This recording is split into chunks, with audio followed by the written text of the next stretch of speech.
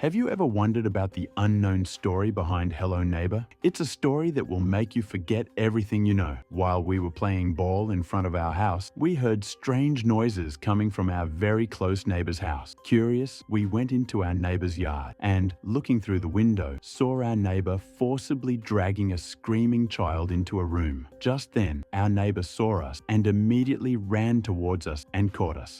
In this video, I'll tell you the true story of Hello Neighbor, whether he's really a killer and all the mysteries surrounding it. Because everyone knows this guy is a killer, but that's not the truth. Even if you've never played this game, you've probably heard of it at least once. Our main character, Nicky Roth, hears screams coming from his neighbor's house one morning and goes to investigate. While secretly looking through the window, he sees his neighbor, Theodore Peterson, also known as Mr. Peterson, locking an unknown child in a room. We see Mr. Peterson initially upset, crying, and then recovering.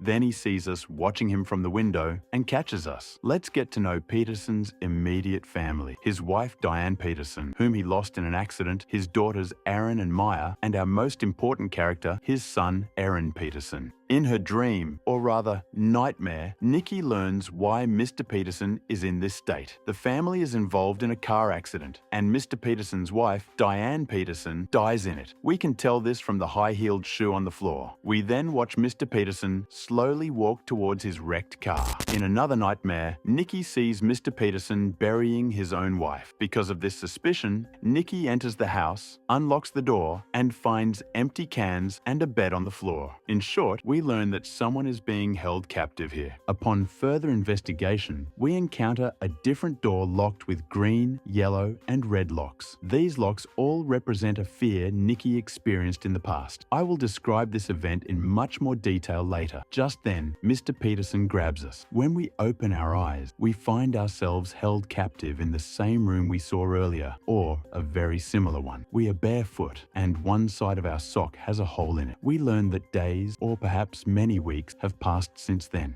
After getting out of bed, we go outside the room and see that the area is surrounded by high fences and barbed wire. Mr. Peterson is trying to keep us here. Nicky experiences many nightmares during this time, and it is through these nightmares that we learn the most important secrets of our game. In one of these nightmares, we enter a train in a game area and encounter a cardboard cutout representing a boy. This boy probably belongs to Mr. Peterson's child, Eren Peterson.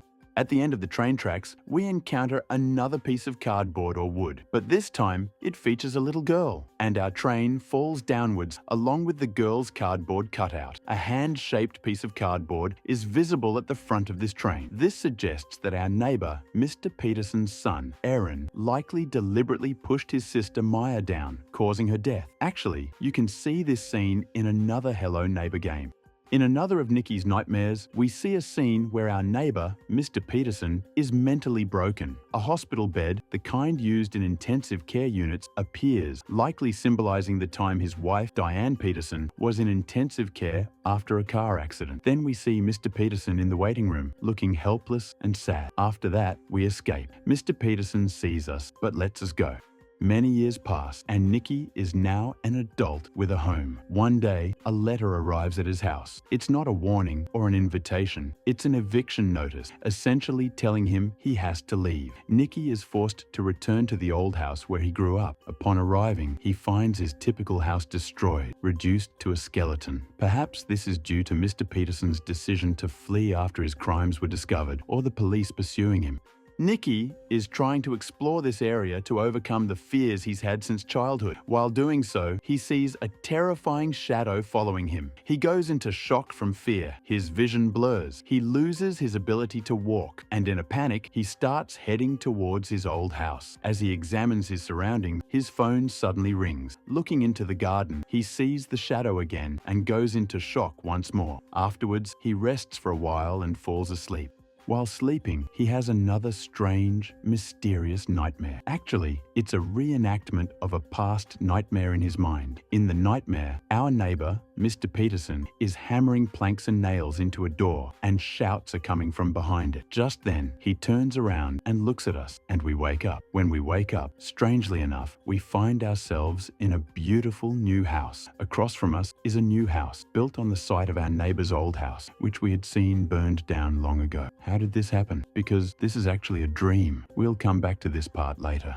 We enter this house and find ourselves on monitors connected to multiple security cameras. This reminds us of how we were constantly monitored during our childhood. We unlock a door, and the lock looks very similar to one of the 3 locks that previously protected the door. Immediately, all the furniture and objects in the room become enormous, as if we ourselves have shrunk. This represents how Mr. Peterson felt as a child in his house, and how his fears became enormous. In this way, Nicky overcomes his first fear. When he leaves the room, he returns to his original size. Next, we unlock another lock. This lock is again one of the 3 locked doors in the basement. This time, we go to an area that looks like a classroom containing a strange puppet. This scene seems to symbolize the pressure Mr. Peterson puts on Nicky, or Nicky's fears related to school. As we continue our investigation, we encounter vehicles that look like shopping carts. In this scene, we learn that Nicky has fears related to supermarkets. While pushing a shopping cart, the puppets corner us. When we escape from this room, we come across the grave of Mr. Peterson's wife.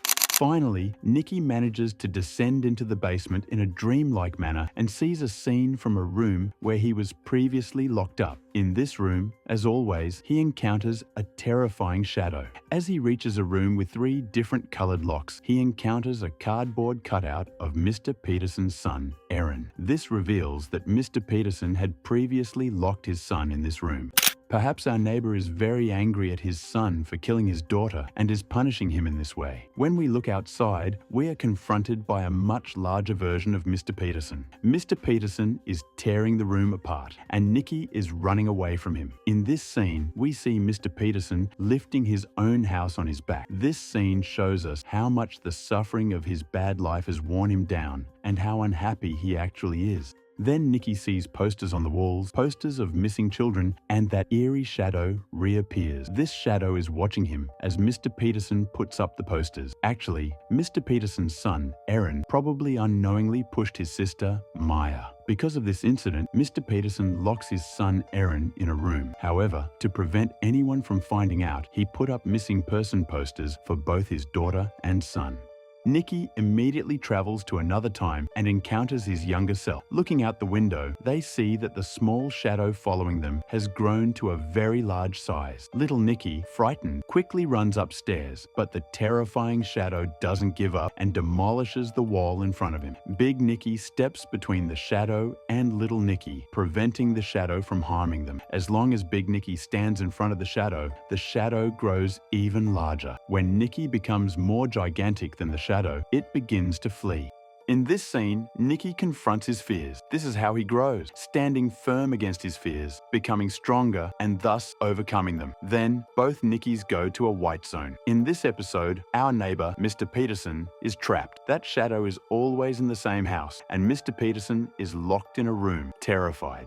What we learn in this scene is that Mr. Peterson hasn't yet overcome his deepest fear. He suffered greatly and grieved when he lost his family, and he has to continue living with this fear. We, on the other hand, wake up in our own house. Yes, everything we saw was a complete nightmare. The house is back to its former state. The house in front is also in ruins, just as it was the day he first arrived. We go outside, take our belongings from the car home, and take our first steps towards a happy life that will last forever. Ultimately, according to the well-known legend, the killer isn't our neighbor Mr. Peterson, but his son Eren. After Hello Neighbor 2, there's a different game that briefly tells the story before what you're hearing in this video, the beginning of all this. If this video gets 1,000 likes, I'll share that story with a new retrieval on my channel.